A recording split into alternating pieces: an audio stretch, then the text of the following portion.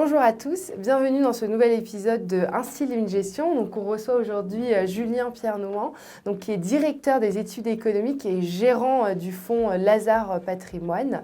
Donc, bienvenue, merci d'être là. Bonjour. Donc on va parler peut-être dans un premier temps un petit mot sur la société de gestion Lazare Frères Gestion et donc vous, votre rôle au sein de cette belle société de gestion. Bien sûr. Donc Lazare Frères Gestion est la société de gestion française du groupe Lazare. On gère un peu plus de 35 milliards d'euros sur toute classe d'actifs cotés, avec donc une gestion privée et une gestion institutionnelle. Une société qui s'est beaucoup développée sur les dernières années grâce à certains produits sur toutes les classes d'actifs, actions, obligations et produits fonds diversifiés comme Lazare Patrimoine SRI. Et donc au sein de Lazare Frères Gestion, moi je suis responsable des études économiques, donc le suivi de la conjoncture économique, comprendre comment est-ce que ça impacte les marchés financiers, et responsable de la gestion diversifiée, comment est-ce qu'on met en œuvre ce scénario économique dans les portefeuilles diversifiés. D'accord. On a beaucoup de chance du coup. Quel est votre point de vue un peu sur ce début d'année, après une année 2022 qui a été très chahutée par tous les événements qui se sont déroulés? Donc, un début d'année qui est sur des niveaux assez records pour la zone euro. La Chine qui a réouvert, mais c'est encore, j'ai l'impression que les investisseurs sont encore un peu timides sur cette zone. Les États-Unis, ça revient un petit peu. Donc, quel est le point de vue sur ce début d'année et comment est-ce que vous voyez cette fin d'année 2023? Ce qui a dominé en 2022, c'était vraiment la question de la normalisation des taux d'intérêt. Les banques centrales ont pris acte du problème d'inflation, ont remonté de manière très rapide leur taux d'intérêt, ce qui a amené les taux d'intérêt à revenir sur des niveaux qu'on n'avait pas connus depuis une dizaine d'années. Et donc ça a pesé évidemment sur la valeur des obligations. Et donc tous les portefeuilles qui avaient beaucoup d'obligations ont été pénalisés. Au sein de Lazare Patrimoine SRI, on a la chance d'avoir des outils qui nous permettent de se protéger contre ce risque de remontée des taux. On en parlera peut-être plus tard. Oui, c'est vrai, parce qu'on a beaucoup parlé du marché action qui a beaucoup baissé, la tech aux États-Unis, mais le marché obligataire aussi a eu un gros crash. La baisse du marché obligataire était même encore plus impressionnante. Des baisses du marché action de l'ampleur qu'on a connue l'année dernière, on en a eu plusieurs sur les 20-30 dernières années. Ce qui s'est passé sur le marché obligataire est assez inédit. On est vraiment sur des baisses de très très grande ampleur qui s'expliquaient par le niveau très très bas des taux d'intérêt en début d'année. On s'est normalisé. Aujourd'hui, on a un marché obligataire avec des taux qui sont beaucoup plus, entre guillemets, normaux.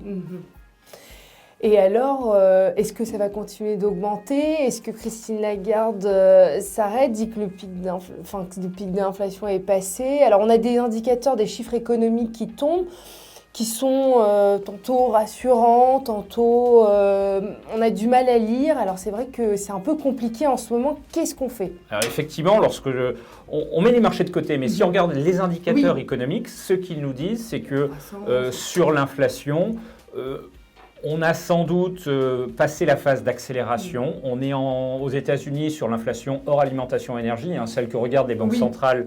On a commencé une décélération, mais qui est pour l'instant très très progressive. Les évolutions vont quand même dans le bon sens. Tout l'enjeu, c'est de savoir si le resserrement monétaire qu'on a eu de la part des banques centrales, qui est quand même important. Je rappelle que début 2022, on a des taux à zéro sur les taux courts aux États-Unis, et aujourd'hui, on est à plus de 5%. Donc c'est assez inédit, des resserrements aussi forts sur aussi peu de temps, et qui continuent de produire leurs effets sur l'économie. Et on sait que les effets du resserrement monétaire, c'est de diminuer la demande des entreprises, des ménages, et donc peser sur l'activité économique. Et effectivement, depuis 6 mois, on est dans cette phase d'incertitude où on a des choses qui nous disent que l'économie est quand même plutôt résistante, et en même temps, on voit des choses qu'on voit généralement en amont des récessions. Donc, pour nous, le scénario le plus probable, c'est qu'on bascule au deuxième semestre en récession. On a des indicateurs comme les indices ISM aux États-Unis, qui sont des indicateurs que nous, on aime beaucoup parce qu'on interroge les entreprises sur leur carnet de commandes, sur leur production, et c'est très bien corrélé à l'activité économique. Et ces indicateurs, ils ont fortement baissé sur les derniers mois. Donc ça nous dit qu'après une phase où l'activité a été soutenue, notamment parce que les ménages avaient reçu beaucoup d'argent post-Covid, l'activité est peut-être en train de basculer. Et ça, évidemment, ça a des conséquences importantes sur la gestion des l'effet qu'on attendait arrive avec un peu de retard, donc il arrive bien. Très probablement. Ça, alors c'est vrai que nous, aujourd'hui, on passe beaucoup de temps à regarder l'économie américaine, parce que c'est vrai que c'est un peu ce qui domine, ce qui drive l'économie globale. En Europe, on a eu un soulagement parce qu'on a évité la récession énergétique. Oui, avec il y a 6 mois, tout le monde s'inquiétait de la question de coupure de gaz pendant l'hiver. Ça n'a pas eu lieu. Et là aussi, les effets du resserrement monétaire commencent à se voir davantage dans l'activité. Donc, les perspectives sur la zone euro ne sont pas non plus très favorables. Oui. Après, parfois, c'est vrai que pour nos clients, ça peut paraître un peu difficile à comprendre parce qu'on entend CAC 40 sur des niveaux records. Bon, on sait que c'est particulièrement tiré par le luxe, les énergies, parce qu'ils ont eu des résultats assez records.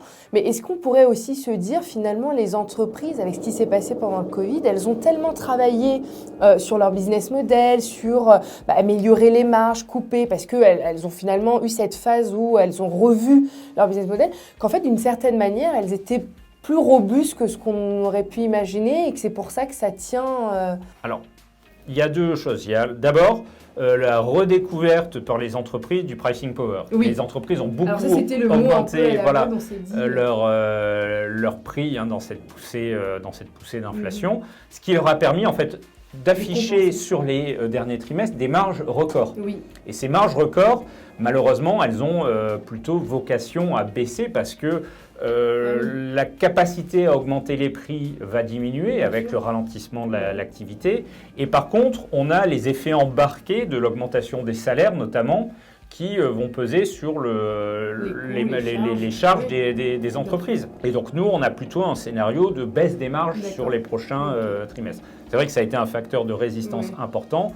Mais qui nous a d'ailleurs amené aujourd'hui, entre guillemets, à ce que la récession tarde un peu. Mais historiquement, toutes les récessions s'accompagnent de baisse des marges et de baisse des résultats des entreprises. On va rentrer en phase de récession probablement courant de cette deuxième partie de l'année. Est-ce que c'est vraiment dramatique? Qu'est-ce qu'on doit faire? Est-ce que c'est vraiment une mauvaise chose, entre guillemets, ou est-ce qu'on met tout, on est très défensif, ou est-ce qu'on attend parce qu'il va y avoir des opportunités? Comment est-ce qu'on voit du coup? Qu'est-ce qu'on est censé faire dans cette période-là? Alors d'abord, il faut bien comprendre que ça fait partie des respirations classiques de l'activité économique. Aujourd'hui, on a des volumes d'activité qui sont très supérieurs à la tendance de nos économies, qui se reflètent dans des pressions sur le coût du travail, des taux de chômage qui sont historiquement très très bas. Et il faut réduire un peu la pression. Et donc c'est ça aussi que la récession apporte une respiration au cycle économique. Pour permettre de se relancer sur une phase de croissance plus longue par la suite. Après, évidemment, en termes de marché, la lecture classique d'une récession, c'est que les résultats des entreprises baissent, donc on est quand même plutôt prudent sur les marchés actions, nous, aujourd'hui. La Banque centrale, à un moment, baisse les taux d'intérêt, et donc ça devrait bénéficier à l'obligataire de bonne qualité. Entre les deux, il y a tout ce qui est, on va dire, crédit offensif, donc obligation au rendement, dette subordonnée financière.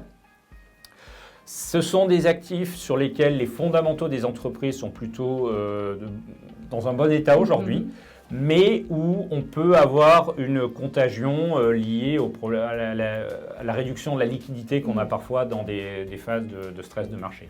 Et donc, combien de temps sur un horizon C'est toute la question. Oui, voilà, c'est vrai que l'exercice du timing est toujours très compliqué. Vu la tournure des derniers indicateurs économiques américains, on se dit que finalement, ça peut être peut-être pendant l'été. Et après, on peut imaginer une récession qui durerait autour de 6-9 mois. Donc, une récession relativement courte. Pourquoi? Parce qu'il n'y a pas d'excès majeur dans l'économie. On n'est pas comme en 2008, après une bulle immobilière énorme qui oblige les bilans des ménages à être réparés. Et donc, on a quelque chose qui pourrait assez rapidement réagir à l'action de soutien que les banques centrales mettraient en place, sans doute plutôt de premier semestre 2024, et qui permettrait de repartir sur des bases plus saines. Alors, et donc vous appliquez ça, donc comment est-ce que ça se retranscrit à travers le fonds Lazare Patrimoine SRI Donc Lazare Patrimoine SRI, c'est le reflet de notre scénario macroéconomique. On est vraiment sur un fonds diversifié où l'allocation d'actifs est le principal moteur de performance. Ce qu'on essaie de faire avec ce fonds, c'est à chaque moment de proposer à nos investisseurs le positionnement le plus en ligne avec notre scénario. Donc quand on est très confiant, on va avoir une exposition importante aux actions, au crédit offensif. Aujourd'hui, on est beaucoup plus prudent, donc on a réduit le poids de ces actions, réduit le poids des obligations offensives comme le haut rendement ou les dettes subordonnées financières. Et récemment, alors que par exemple l'année dernière, on était très ce qu'on appelle sous-sensible, c'est-à-dire qu'on s'était protégé contre le risque de remonter des taux. Vous avez plutôt une bonne année l'année dernière, enfin une année positive. Voilà, dans un contexte où les marchés obligataires ont beaucoup baissé et par exemple l'indice représentatif de la gestion de Lazare Patrimoine SRI est en baisse de 16%, le fonds, lui, est en hausse de un peu moins de 1%. Oui, exactement. Et donc, on a réussi à protéger les actifs de nos clients dans ce contexte, parce qu'on avait bien vu effectivement cette problématique d'inflation qui allait amener un durcissement beaucoup plus rapide des politiques monétaires par les banques centrales. Et donc le changement qu'on a pu faire sur les derniers mois, ça a été de remonter cette sensibilité obligataire, parce qu'on est aujourd'hui sur des taux d'intérêt plus élevés. On est sans doute pas très loin du terme du cycle de remontée des taux aux États-Unis. Dans la zone euro, les marchés anticipent 1 à 2 hausses supplémentaires sur l'été. D'ici là, si on a effectivement ce ralentissement économique, ça sera effectivement le cas. Et donc après, les marchés passeront sur l'étape suivante qui est de se poser la question de savoir quand est-ce que les banques centrales vont baisser les taux. Aujourd'hui, on a des anticipations de marché qui font état de baisse peut-être dès le début 2024. Ça nous semble assez raisonnable. Ça devrait arriver en même temps que la récession. Oui, l'idée, quand vous êtes un banquier central, l'économie, c'est une machine qui, quand elle est sous pression, génère de l'inflation. Vous avez un levier qui est la politique des taux d'intérêt pour essayer de réguler l'activité de cette machine. En fait, lorsqu'on regarde l'histoire, généralement les banques centrales commencent à couper les taux avant même l'entrée officielle en récession. Mais ça, c'est parce qu'on n'avait pas de problème d'inflation. Voilà, donc là, on pense que ça sera un peu décalé, mais qu'on aura quand même des baisses de taux une fois que qui suivront relativement rapidement. D'accord. C'est vraiment ça, du coup, l'expertise chez Lazare Patrimoine, c'est cette corrélation à la lecture de la macro, et ce qui fait que sur des années comme 2022, où tous les marchés ont été très chahutés, vous avez réussi à dégager une performance positive, et donc c'est là où on fait la différence. Donc à condition d'avoir le bon timing, la bonne lecture et les bons scénarios qui se réalisent. Voilà, et c'est vrai que cette année, on a anticiper peut-être un peu sur cette entrée en récession, parce que on le voit, on a des marchés qui sont assez exubérants en ce début d'année. Nous, on conserve ce positionnement prudent qui nous coûte un petit peu, mais on est très convaincus que dès que la psychologie du marché va basculer et intégrera une récession, le fonds offrira des performances très attractives pour ses investisseurs. Très bien, merci beaucoup pour toutes ces explications, c'était très clair. Merci à vous et puis on se retrouve le mois prochain pour le prochain épisode.